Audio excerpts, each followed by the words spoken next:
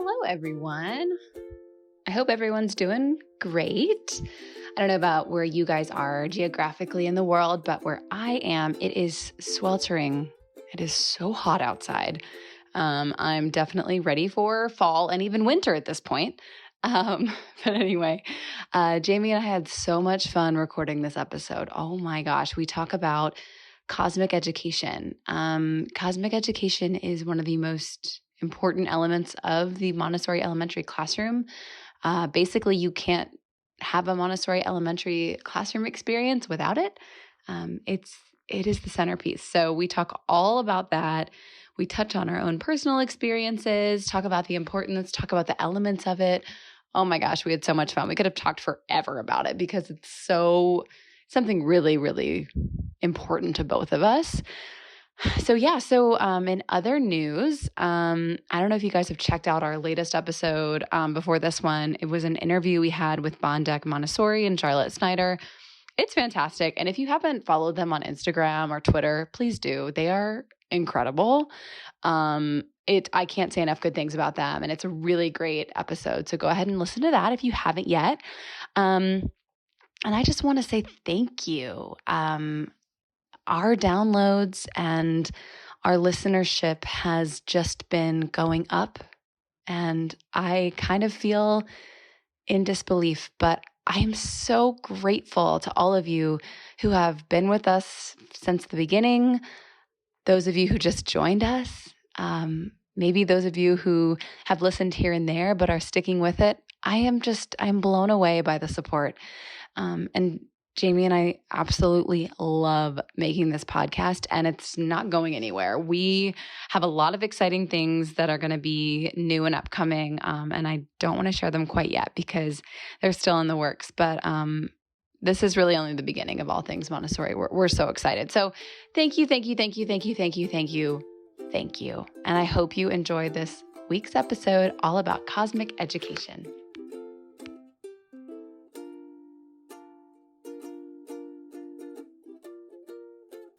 Hi, Jamie. How are you?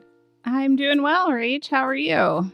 I'm okay. I was telling you right before we started recording, my little dog has been hurt and sick for the past week. And if any of our listeners, if any of you guys own pets, they are the most pitiful creatures when they are sick. I don't even know. They might even be more pitiful than a sick child. I'm not sure. It was like he was dying. So anyway, I've just been dealing with that. But other than that, I'm great. Crazy. And you've been doing okay, Jamie? Yeah. Still mostly at home and trying to be careful and thoughtful in all our interactions again these days. But and summer's here in full force in the DC area. Oh, yeah. Yep. So oh my gosh. It's lots of indoor It's so time. hot. I was just going to say it's so hot. It's one of those experiences where like I don't know if this happens to you, but like our air conditioning is on full blast. So I'll get freezing inside and then I walk outside for maybe a minute and I'm already sweating because it's so hot. And then I just run back inside. Yeah, it's crazy. Yeah, it's definitely a reminder of why this is my least favorite season out here. But me too. Everyone's always like, I can't wait for summer. I'm like, I'm good. Right. Heat and humidity. And we have lots of mosquitoes where I live. So do we. So, us too. So fun times and no real vacation in sight since we're still safer at home and that sort of thing. So here we are. But here we are. Here we are. But we are going to tackle an amazing topic today. We thought we'd talk about a theory topic, which we don't normally do. But this one is it's one of my favorites. It's called Cosmic Education, which any Montessorians listening know what that is, but it's sort of a woo-woo thing. It's sort of a strange word combination if you're not in the Montessori world. Wouldn't you think that, Jamie? Oh, yeah, absolutely. It's usually not one that I use the first time I'm introducing someone to Montessori, because it does make you think of, who knows, crystals. Oh, yeah. And I don't know. Right. Like it Right. sounds Totally. I remember in training, we were doing a lecture on parent nights, and I will never forget, Jamie, you were like, yeah, I really wouldn't call a parent night something with cosmic education. That no one's going to come to that. I thought that was really funny. Right. Yeah, it's just, I think we'll talk through why it's called that and the power of those words. But yeah, it doesn't translate well without context. So yeah, but it is really what Montessori's plan is for elementary children, like what she thought was going to best serve their developmental needs. And it makes sense when we talk through it from that perspective. But if you just say cosmic education, it can be confusing to the general public. It definitely is. And, it works. Her plan perfectly fits the elementary age group. And cosmic education is extremely effective when implemented correctly. So, Jamie, do you want to tell us what cosmic education is, Miss Trainer? Well, I mean, in short, it is the plan for children in the elementary years. That's really designed to support their characteristics. And, we've talked about how elementary children want to know everything, and they ask the questions why. They're interested in the interconnections between things. They're developing critical thinking skills. They're thinking about they're thinking about what humans are capable of. So they love to hear stories of humans. So all of the characteristics of elementary children make cosmic education the right response. And cosmic education really presents to the child. I mean, to the child that wants to know everything, Montessori said, well, let's just offer that child the universe. And that's what we do through, what we call cosmic education. We offer to elementary children everything in the cosmos. And the way that we approach that allows children to learn all they want to learn, the knowledge they want, but also helps them to see, some really important themes within the universe. The idea that everything in nature and, throughout the universe is working together to maintain to follow their laws and maintain a certain balance and harmony, and that there's an interconnectedness to that. And I think another big theme that comes through in the way we approach bringing this knowledge to children is a theme of gratitude, that we're really grateful to the humans who have come before us, to all things in the universe that are doing what they do to make this place a place where we can all live and work together. So we're like, it's interesting when we think about what we need to do for elementary children, because we have to sow all these seeds. We have to give them so much knowledge, but we also have to do it in a way that like sparks their imagination and their interest and allows them a lot of independent activity and exploration in that work. And the way that we offer cosmic education to children really allows for all of that. Yeah. I mean, we do offer them the universe, but we have to offer it the right way that makes sense for each individual child, right? I mean, we can't just plop it down for them and say, okay, here you go, learn whatever you want to learn. Like, that's never going to work. But yeah, my favorite component, I think, of cosmic education is the harmony aspect that you were talking about, looking at connections between subjects, connecting English and math and music, and then maybe biology, and seeing, why those things are connected. And it just creates this really big picture for the elementary child. And it's really exciting to think about those sorts of things. And I think one way that simple thing that as a Montessori guide, we do in the classroom is we present different topics and subjects throughout the day. So it looks a little bit differently it looks a lot different than a traditional environment where perhaps there's one subject on one day and then the next subject the next day, or you always have science at 9:30 in the morning on Thursday or something like that. There is, in the Montessori classroom, a child should be getting a lesson on different things throughout the day, and then also working with different things throughout the day. I think you should look around at your classroom and see all different sorts of materials out. And when the children are working on those different subjects throughout the day, that's how they'll begin to find connections between them too. And just like you were saying, Jamie, the spark of that imagination and creativity. I mean, if you do the same thing over and over again, that's a pretty quick way to dull someone's excitement. But switching it up and changing it up, oh yeah, I mean, that's human brains. That's just a foolproof way. Most of the time, they'll be excited about just like different things. Right. Right.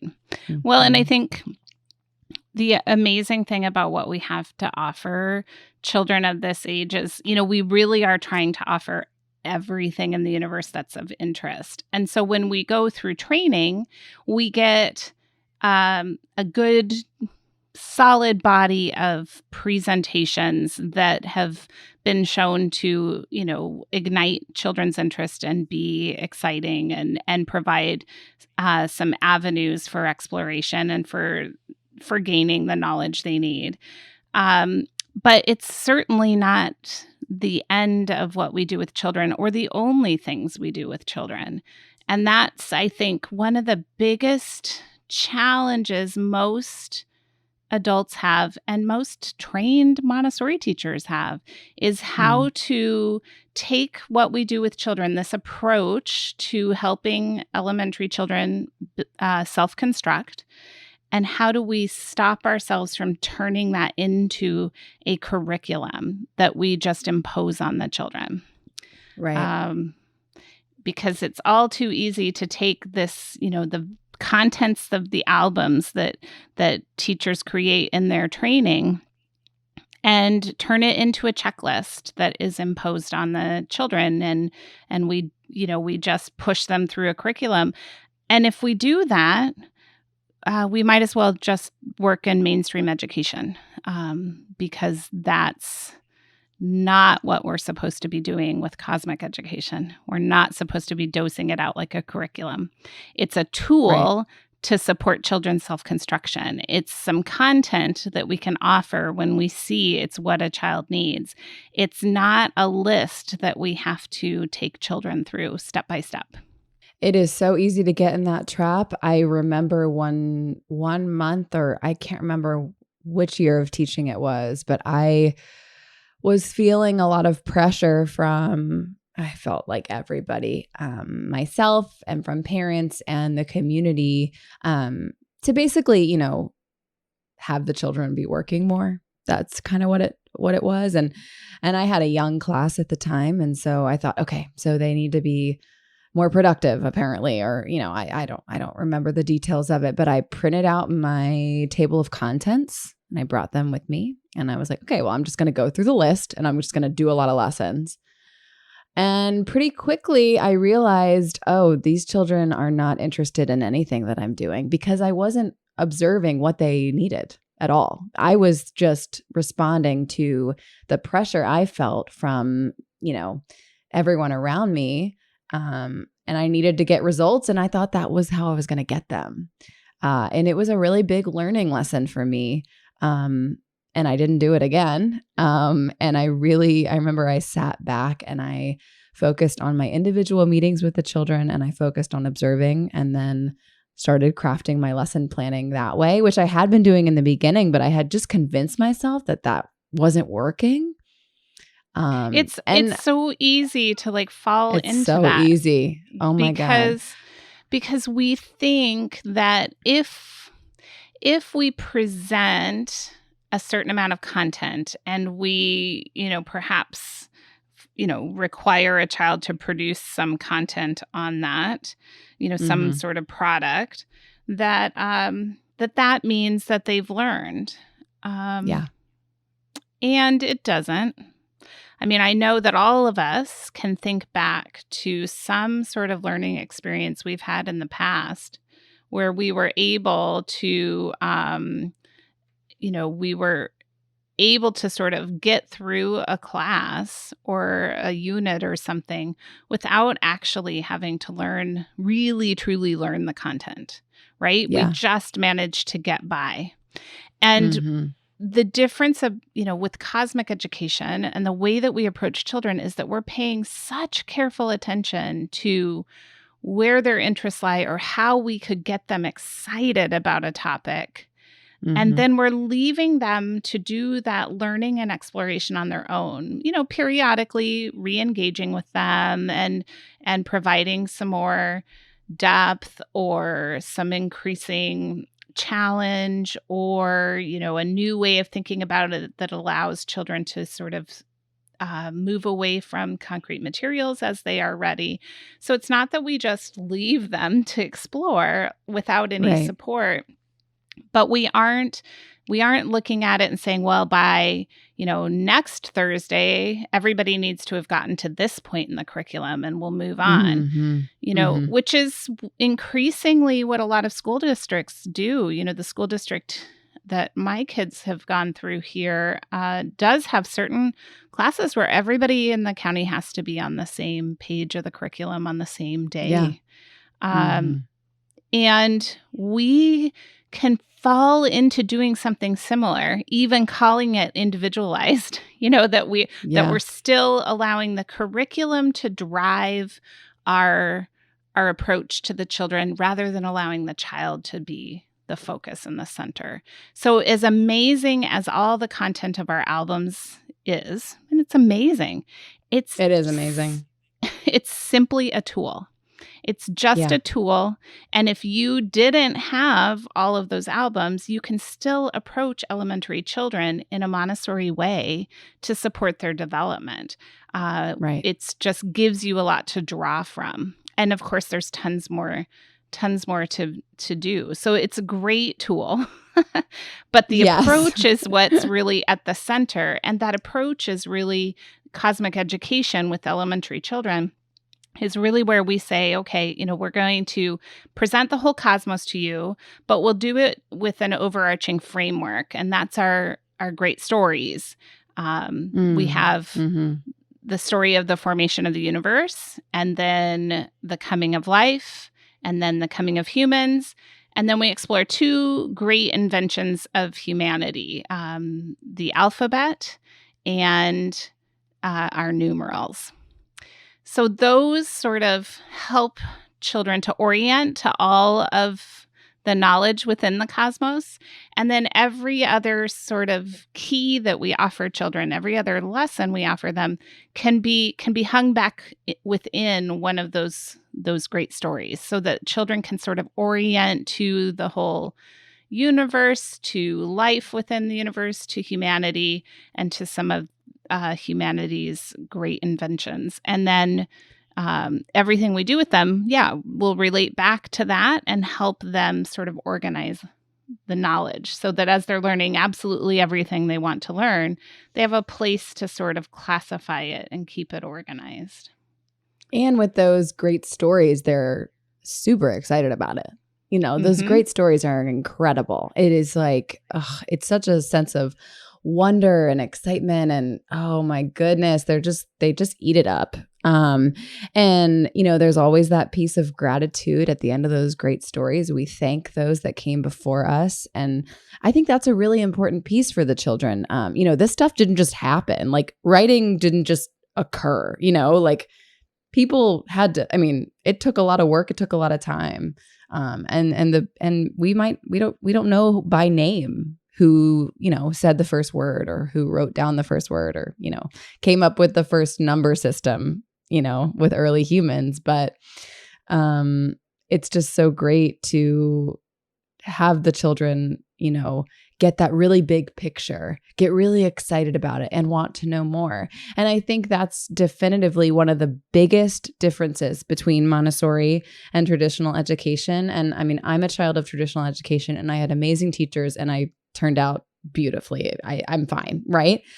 But Montessori education, the children are just so eager to learn, so eager because this education is for them. Right? It's catering to them in a way that traditional education just doesn't, because, traditional education is kind of in a box, like we have to do this, we have to do that. There's not a lot of freedom, which is frustrating, I know, for a lot of traditional school teachers. But Montessori has the opportunity to look at each child and think, okay, what's going to excite them today? Right? And how amazing is that kid going to feel? Right? They're going to be so excited because it's like we looked into their brain and said, that I know you've been looking at this material. Let me give you a lesson on it. That's just so exciting to them. So I just think that excitement piece and that love of learning is so crucial to the Montessori classroom. And a big part of it is cosmic education and starting it this way with the great stories. It's so important. Yeah, I mean, I remember being pretty nervous to tell the great stories because they're really long and you need to know them. You don't want to be reading from your notes. Your notes can be nearby, but you don't want to be reading from them because it's a story, right? But in my experience, I really got into them and the kids just loved them.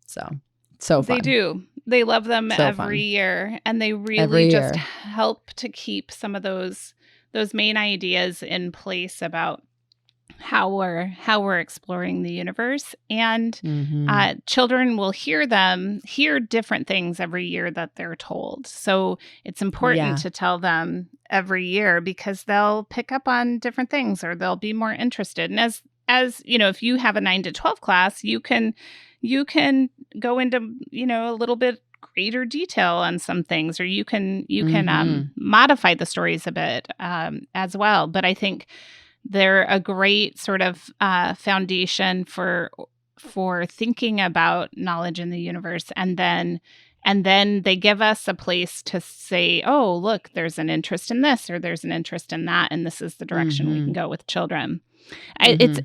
I've been asked recently, to give the scope and sequence of Montessori curriculum. And it's so interesting to think the scope certainly is easy to approach because, we have our tables of contents. We can see, everything we have to offer. It's all of that plus anything else that the children want to explore. But sequence is harder for the 6 to 12. There's not a strict sequence for children's experience through all that we have to offer them. There's not. There isn't. I mean, I wish there was, right? Right. It would make easier. life much easier for the adults. It sure would. But it's not a strict sequence. There's certainly logical things, knowledge children need to have before they can do something else. I mean, there's certain logical places where those things happen, but it's not that you look and say, okay, the first experience every child is going to have in the classroom is this, and then we'll do this exact thing next. There's maybe 10 or 15 things you could consider for a brand new child in your classroom, or 30. I mean, there's any number of avenues to explore. And that's sometimes really challenging for the adults who are supposed to be are supposed to be doing the work, right? That it is, like we said, it is easier to think, okay, I just start here and then I just keep going, and it's very straightforward. No, and I mean, I think that is the beauty of the Montessori classroom. I think it's a gift that we are able to do that, but I also think it's one of the hardest things because there are all these different ways to introduce a lot of different things. And especially in lower elementary, when you're getting them started, I feel like it's just endless almost. And it can be pretty overwhelming. But, a lot of times with the 6-year-olds, just short, fun lessons to get them excited. And as they keep going through different subjects, you're going to see what avenue they're going to take, right? It just takes a few weeks. I think one of my I think math is fascinating when you first start it, because there's all these different ways to introduce these concepts. And you really see which children, which ones they gravitate towards. And it's so funny how different children are. And I think Montessori, we're lucky that we can help these children learn in the ways that make sense to them, instead of sort of a one-size-fits-all approach. Right. Because children learn in different ways. Everybody learns in different ways, right? I think Montessori children, I'm jealous of, the students I've had because I wish I could have learned that way. Yeah. I mean, it is such an individualized approach because we're paying attention to them. We don't have a strict sequence that we have to take children through. Within everything we have to offer, we generally, within cosmic education, start with more concrete and go to more abstract. Or we start with the whole of an idea, the complete sort of picture, big picture, and then we go to details and then back to the big picture. So but so there's a sort of general sequence with that. But as, and I think we've talked about this before, when we approach the child, we're going to start with, introductory concepts and then move them to a deeper understanding through more presentations. But that means that as a child is newer to their experience in the elementary and younger, usually, we start with more introductory concepts on everything. And then we layer in more. So it's not that we just say, okay, we're doing fractions now and we'll never do fractions again. It's that we introduce fractions when they're 6, and then we go deeper and deeper until they have grasped all the knowledge they need, whether that takes 3 weeks or 3 years. And this is something that I think is something we have to wrestle with when we implement cosmic education, because it can be all too tempting to fall back on just, well, I'm going to check off that I've done everything in fractions, whether, maybe a child might be more interested in, equivalence or something else right then, but no, so we have to constantly check ourselves on that. And make sure that we are not getting stuck in an idea of, presenting a linear curriculum. It's not a linear curriculum that we have. I mean, it's not a curriculum, but even if you decide to call it that, it's not linear. And another big part of it is going out. We don't have just what we have to offer them. The children are going to learn from their own experience and from getting out of the classroom. Right. Yeah. I mean, you're saying, when we're both saying, we're offering them the universe is not contained anywhere, but it's definitely not contained only in the classroom, so getting out, getting those experiences, it's just going to add to what they're learning in the classroom. And they get that real life, practical problem solving, in the moment experience. It's so worth it. Going out is really detailed and hard to get going sometimes, specifically when they're young, but it is so worth it. And it's a huge component of cosmic education. You can't really do it without it.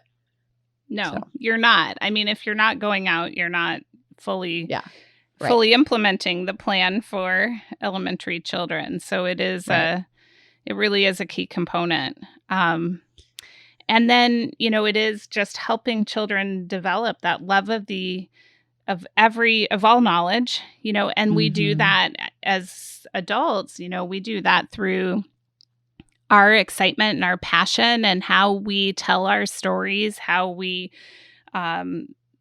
display the information we have to share, whether it's through, some charts or whether it's through demonstrations that we show the children. But there's all these ways and techniques we use to really ignite children's interest and get them engaged and excited about what we have to share with them. Yeah. And I mean, the techniques that we use, I mean, I'll just pick like storytelling. I mean, there are intro stories for many lessons. I would say the majority of them have some sort of story element. And that really appeals to the elementary age child. That storytelling, that sense of, have you ever thought about this? Or, anything like that. I mean, I think, and I know it really sparks their interest. And I think it's also, it's like a comforting thing for them.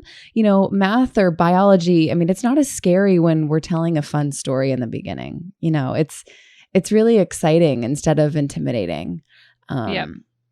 So that's really great. And I would say too, just thinking about, we're talking about cosmic education and how beautiful it is. And it is. It's amazing. It's amazing. It's amazing. But I think one of the biggest parts of it to remember, and I had to work on this a lot, is patience, because it does not just happen.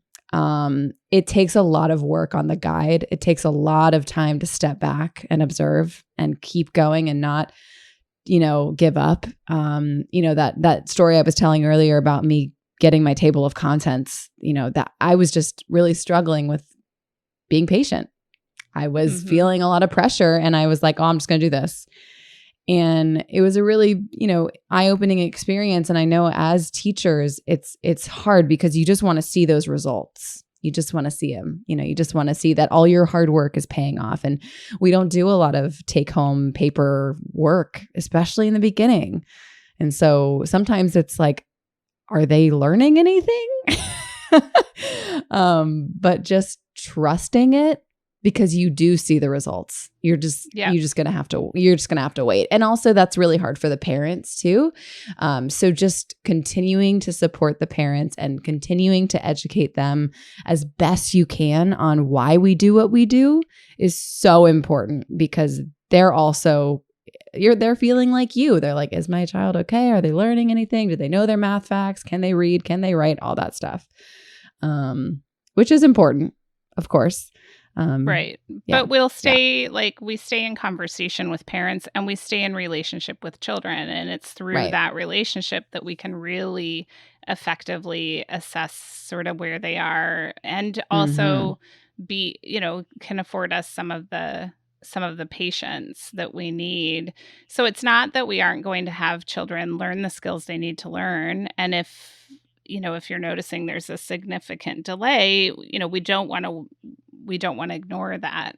But we also want to recognize that that we do have a 3-year cycle, and we do at least, if not a 6-year cycle. We do have time with children, and we have so many things we can offer that maybe wouldn't traditionally be offered at different ages, that we can afford a little bit of flexibility in some of the timing of acquisition of certain skills. And I was realizing too, Rachel, we've talked about some of the themes in cosmic education of interconnectedness and balance and harmony. One other important thing that comes out in cosmic education too is this idea of how everything in the universe is fulfilling what Montessori called their cosmic task. Like they're doing something that serves the good of the universe. And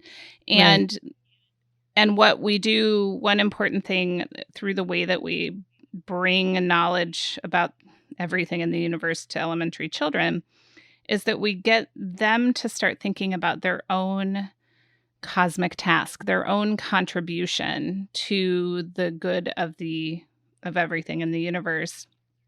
And one thing we help the children to understand is that, humans don't just follow their laws set forth by nature like other things in the universe do, that are following the natural laws. Humans have a consciousness about how they choose to do things, and that with that comes a responsibility.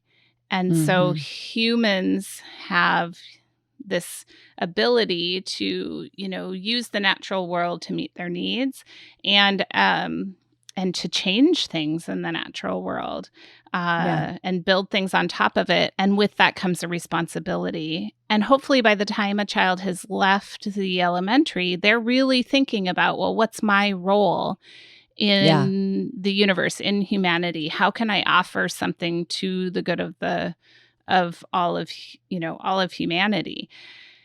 And it was, as Montessori worked through her ideas about cosmic education and worked with children, she really saw that beyond, being an optimal education for children ages 6 to 12, it also allows children to think about these bigger issues that hopefully will turn them, as they mature into adulthood, they will be adults who want to work for the good of the world, that want to work collaboratively, that want to work for peace. And so cosmic education is, absolutely the best way to support self-construction from ages 6 to 12. But it also is this broader hope for peace in the world, that if children are educated this way, if children learn this way, they actually will become adults who want to work collaboratively and productively together for a more peaceful world. Yeah. And that's the whole point, right? Like that's the whole point of it. I mean, obviously the point is, you're right. We're guiding children through academics for the elementary age child. But yeah, that's what it's all about. And it really, I think that thinking about their own cosmic task really feeds into adolescence, right? I mean, I don't know a lot about adolescence, but that I think that's a big component of the third plane, right? Isn't it about community and that sort of thing? Yeah, they really are thinking about who they are in the broader community, and we all can kind of remember that, right? How do I fit in, and how can I contribute? Right. And that's where cosmic education is really supporting children to think, to really emerge at age 12 or so, thinking about those questions and having a strong foundation to support that questioning.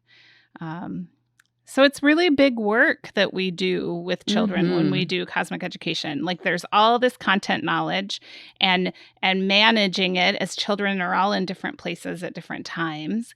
And then it's also this broader sort of hope for world peace that we're supporting through helping children to engage in this way and think critically and be thoughtful about their role and humanity's role in the universe. It's a really profound work that we undertake each day. So much more. I mean, it encompasses math, facts, and reading, but it's also so so much more.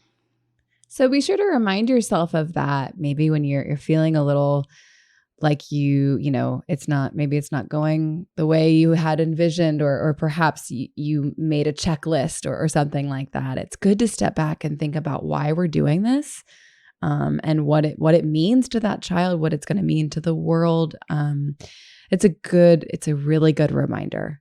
And it's sort of an opportunity to maybe take a step back, because it's easy to just get in the thick of all the little minutia, the little details.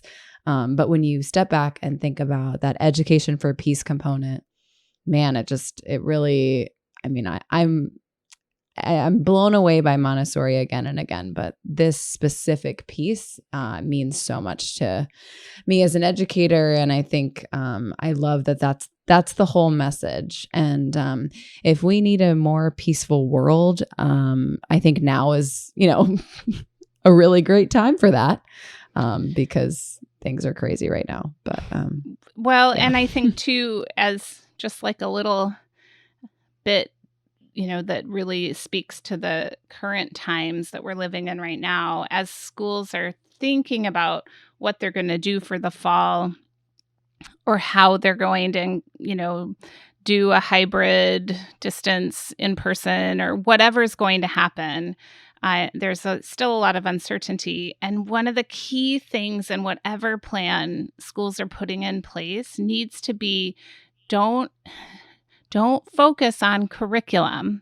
Focus on these broader themes of supporting self-construction. How do we help children maintain their curiosity and their excitement? How do we support the second plane characteristics when they're not with us every moment of the day? And then think how our content can help you do that with children. But it's understandable, but I see so many schools and teachers thinking about how do I get the curriculum out when through distance learning, and instead think about these broader developmental needs and then think how our content can serve that. Because I just think it will be all too easy to fall back on curriculum, and then we'll have children that have lost some of their independence in this process. And we want to really support independence and support their developmental characteristics. And then we can bring in some of the content knowledge that we have to support that. That's right. Well, I mean, this has been so fun to talk about cosmic education. I love it. And I hope it's been, a refresher and maybe, just a reminder about the beauty of it and what's really the crux of the elementary classroom.